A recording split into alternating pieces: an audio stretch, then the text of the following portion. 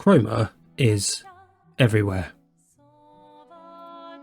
It is referenced repeatedly throughout the game and inferred to be the source of power within the canvas, but for something so familiar, we are told so little. Our first true introduction to Chroma is one that invokes our inner magpie and has us chasing after white glimmering shinies when traversing Lumiere. Whether you then start searching through public bins or dabbling in voyeurism, we eventually come across items that indicates Chroma can be interacted with. The Chroma Catalyst in particular is an item used to upgrade weapons and tells us that Chroma is not just scraps of material that living paintbrushes are interested in. Seeing out the rest of the prologue, we experience some beautiful emotional trauma, discussions on acceptable ways and amounts to drink, set sail to an empowering speech and OST, and finally, witnessing the eradication of all of our friends. Well, a short time after all that, we see what happens to those who don't gamage. Their Chroma stays inside their bodies.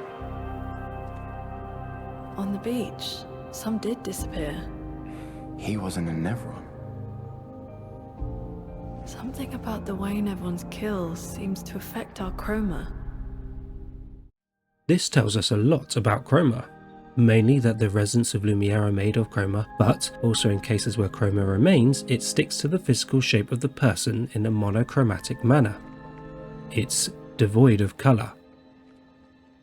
We also know from when Gustav sits next to Catherine to contemplate his next move, the transition to these chromatically impure corpses is not instantaneous. Look, Catherine is still fleshy. We are gradually fed more information on Chroma, whether we realise it or not, over the course of our travels through the canvas.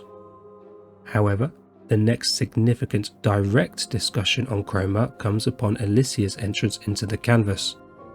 In the middle of some casual sibling banter from Clea about being who she was before her life-altering trauma, Alicia gets surrounded by white petals akin to those we've seen before in the prologue. Wait, that's Aline's Chroma. So, now we know that the petal shapes are Chroma, this completely reframes what we have seen so far. Let's go back to where we have now seen petals. Well, aside from the intro screen where the first real boss is overcoming the OST by pushing new game. We see petals floating around areas, although not necessarily all areas, and usually they reflect the main colour or colours of the area you are in. The first place you are probably thinking of is Lumiere, which has so many flying about you would think more people would be walking around with eye protection.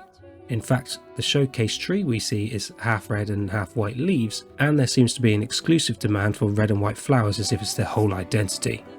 When people gamage, they turn into black wisps and petals.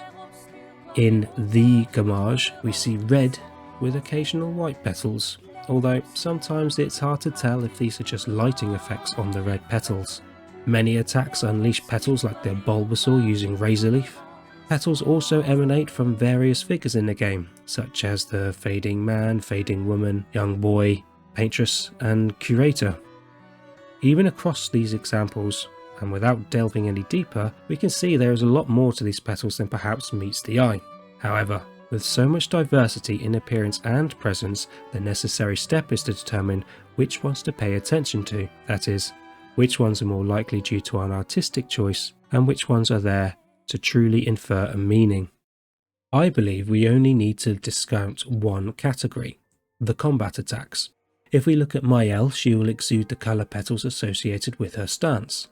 Equally, any tracing effects on weapon strikes will typically change colour depending on the weapon equipped, so for me these are more artistic choices. What is the first thing that we can conclusively use to build our knowledge on? Aline's Chroma is white. The name Aline has a couple of possible roots, one being noble from the Germanic Adeline, and the other being a possible variation of Eileen or Aileen, often associated with bright light. We have already seen this in two places with direct connections to Aileen: in Alicia's entrance to the canvas where she was surrounded by Aline's white petals, and in Lumiere, where white petals leave the deceasing creations of Aileen. We also know that the Verso we know and love is painted by Aileen to be immortal with the rest of the painted family.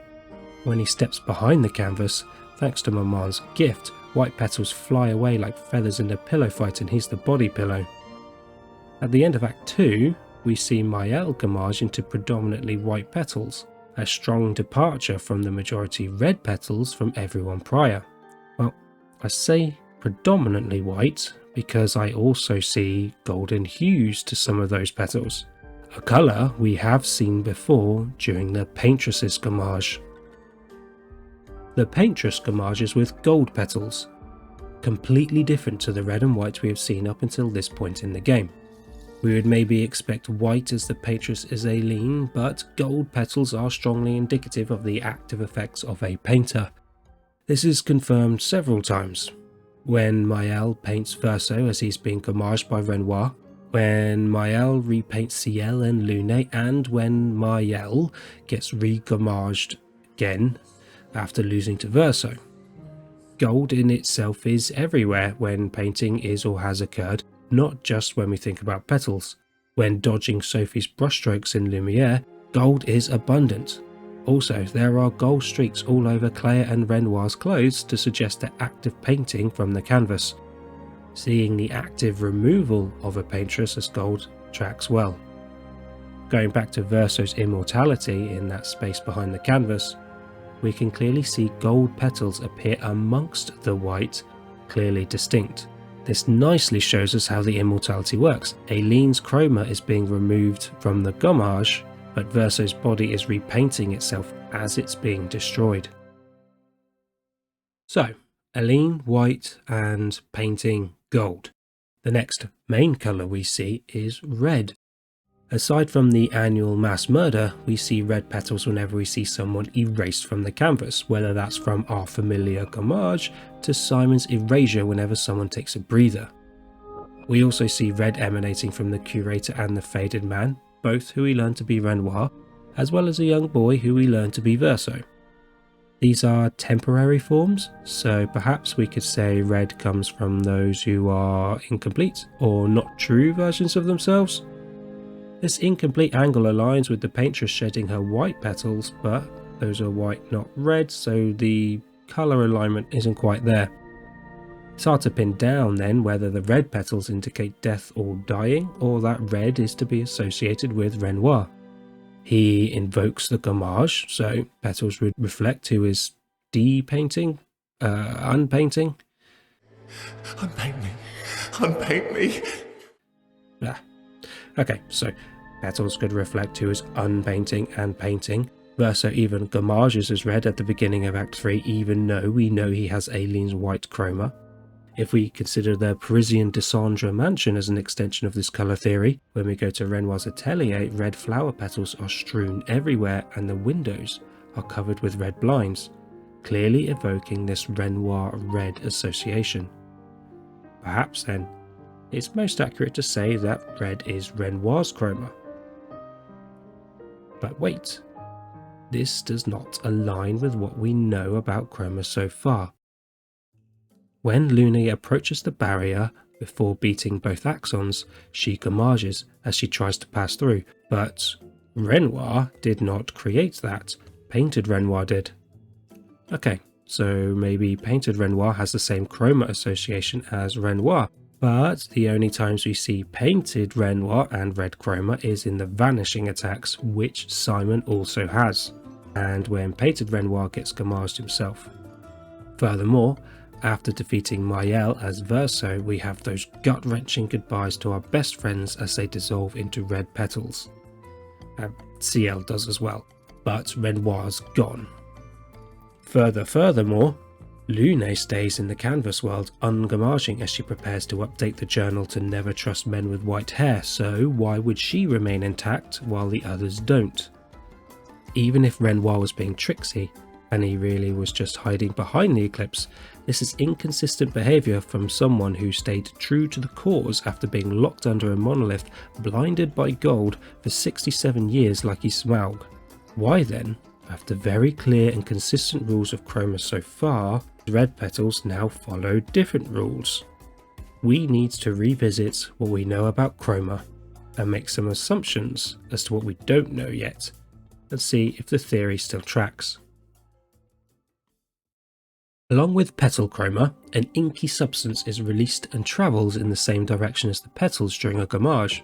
It seems then that we could draw a conclusion that the inky residue, even if it isn't actual chroma but another substance in the canvas, is what then solidifies and stays inside the bodies killed by nevrons. That this inky chroma is maybe what we can refer to as the physical substance, much like our skeletons, muscles, organs and skin remain when we are deceased. Just in this world, depending on how you die, those physical materials might get liquefied and vaporized. These solid ink statues are missing their essence, their lifeblood, not what makes them just alive, but who they are, their colour. When Eileen paints her fake family, she imparts not just who they are, but she can also embed feelings, emotions, even memories that aren't true. Maëlle confirms this when she reminds Verso that it was cruel to trick him into thinking that the fire took Alicia. Painted Renoir also shares that Eileen made him feel the pain of losing Verso. Even though his Verso, the painted one, is still alive, yet he is feeling the pain of grieving his dead son that isn't his son but feels like it is because Eileen is just so talented at psychological torture as well as painting. If we say the gold chroma indicates active painting, the painter's chroma, I believe, is used to bestow their mark, their signature, as to who designed them and their being. It's never about verisimilitude. A painter's chroma is what gives them, and to catalyse and fuse everything together into something greater than its individual pieces. This is why Alicia ends up being reborn even as a paintress. She was extensively painted over accidentally by Eileen's chroma to the point that she, for all intents and purposes, became a new person. She adopted the chroma, but she was not raised by it, not directed by it. The lack of intent led to a lack of purpose, the lack of the gold of the painter mixed with the painter's chroma is the reason as to why Maëlle never feels at ease anywhere, like she never belongs. Well, what has this got to do with red then? What does this actually add to our chroma discussions? For me, the answer lies in the rest of the Maëlle transformation montage. Maëlle's mother provides us with a beautiful rendition as to what it means to be alive. Red is indicative of life itself, of organic life.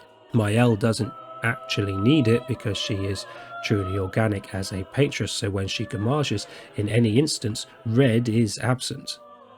Paintings cannot come to life from ink and memories alone. While Lumerians are Eileen's creations, I don't believe that Eileen created every single person and started to surreptitiously perform invasive surgical painting to create fertilized embryos. Therefore, we have to assume that some form of chroma is needed for organic life to maintain itself. Lune and Ciel end up being repainted by Alicia, but this was only after the fact that they could be felt in Lumiere after their initial gamage at the end of Act 2, where Maëlle seemingly collects certain glittering red petals and scarpers off of them on Esquier. This is definitively the reason why Gustave is still left on the sidelines, as he is left in Stonewave Cliffs in the form of a record, and not just that Charlie Cox had no more afternoon left to read any dialogue. She can repaint them because she gathered their essence. This begs the question then, where does this life force come from? Well, the only logical conclusion for me adds a greater weight to the world and the consequences of the choices we make. It belongs to Verso.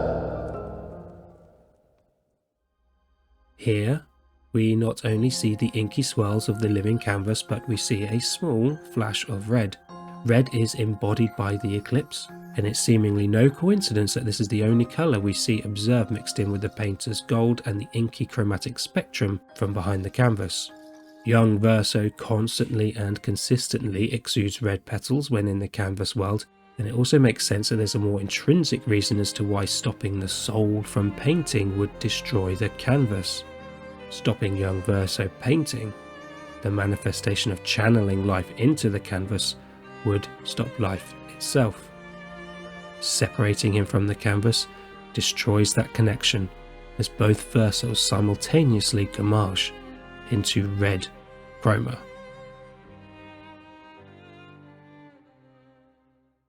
Aileen is trying to paint her family into existence, a form of what they once were, and cares more about the product of painting rather than Renoir, who thrives in the process of painting. What if she's trying to use Verso's soul, his essence, to truly resurrect Verso in his canvas? Pushing the very boundaries of creation. To paint what can't be painted. You've come back. And every organic life in the canvas also contains elements of Verso, and that the canvas itself is not a grandiose memorial logget. That no one is just a painting. They are very real beings, able to have independent thoughts, emotions, aspirations, all independent of their creator. Capable of having generations upon generations, fueled by a fragment of a living soul. Admittedly, this is circumstantial. No one is saying, this red stuff is Verso's chroma, like they did for Aileen. Instead, we may need to search more lines of evidence in the world to add more weight to this theory. Taking Verso as red then, what other colours do we see? It is this line of thought that helped initiate this entire thought process. Let's go back again to Alicia's entrance to the canvas. As Alicia starts to repaint herself, she is ambushed by white chroma, but not all the chroma here is white. Looking closely, we see blue. Fortunately, we don't really see Maëlle paint anything. Well, there is actually one time when she repaints Girl Squad. Using the chroma she has access to after absconding with it from Lumiere, she brings Verso's two possible love interests back in a flurry of gold chroma. But it's not all gold. There are elements of green. Not just lighting or shading, but very much green. Going back to primary school subtractive colour theory, yellow and blue combine into green. Maëlle is using her chroma to catalyse the active painting to return our Lune and Ciel. This interaction of combining the painter's signature chroma and the painter's gold chroma is something we have already seen and talked about back when we looked at Maëlle's Gamage in Act 2. Before, I said it was predominantly white with gold hues, demonstrating this integration of the two different chroma. While white petals we see do come from all Lumiereans, it's perhaps more likely that the majority of those come from older generations, those closer to being directly painted by Aileen. It becomes less present as generations continue, and it becomes more diluted the more removed Aileen becomes. After all, The choices of parents leave indelible marks upon their children. well, 2 then of 3 siblings appear to have their own chroma, but what about the eldest, Clea? Let's just apply some previously used logic. If young Verso emanates red and red is Verso, faded versions of Clea should emanate a colour too. Whether you head to the Endless Tower or the Forgotten Battlefield, we can see that she is releasing bountiful amounts of yellow. It could possibly be gold, but I think there is difference enough here to separate it, and it seems to me that there is no coincidence that the most talented painter of the siblings is the one whose chroma is closest to gold. There. All 3 primary colours found, unable to be created from combinations of other colours, definitive and distinct. Continuing with subtractive colour theory, white is the absence of pigment. I believe then that we should be applying the rationale that Eileen's chroma is white from the more heavily implied theming of life and death throughout the game, which probably gives the game away as to what colour I believe Ren Noir to be. That's right, I don't think it's just a nod to a famous artist. Maybe the devs thought everyone getting a famous artist name would make the game to Teenage Mutant Ninja Turtles. This does bring us to the elephant in the room, the Renoir problem. Why is everything around him red if we are meant to attribute red to Verso? Especially if he's meant to have black chroma to reflect this dichotomy and duality of life and death, contrasting Aileen. I do have theories on this, but that will be in a follow-up video, where I will explore how I explain Renoir's chroma along with what Lumina means in the canvas. I also want to analyse a lot of things applying this theory to our canvas world, but it is all too much for one video. At the end of the day though, this is a theory and it's still very much developing. I'm open to feedback to progress it further, and I'm more than willing to accept I'm being a typical gross tet and endlessly jumping to conclusions until I self-destruct. Please do leave your thoughts in the comments below. If you liked the video, please do subscribe and leave a like. Anything is appreciated, and if you enjoyed watching the gameplay between clips, you may be interested to know that some of it came from my no leveling and Lune solo party challenge runs I started to stream on Twitch. I will be looking to learn the glitchless speedruns as well as routing a hitless run in the near future, so please head over there if that interests you. Thank you for watching.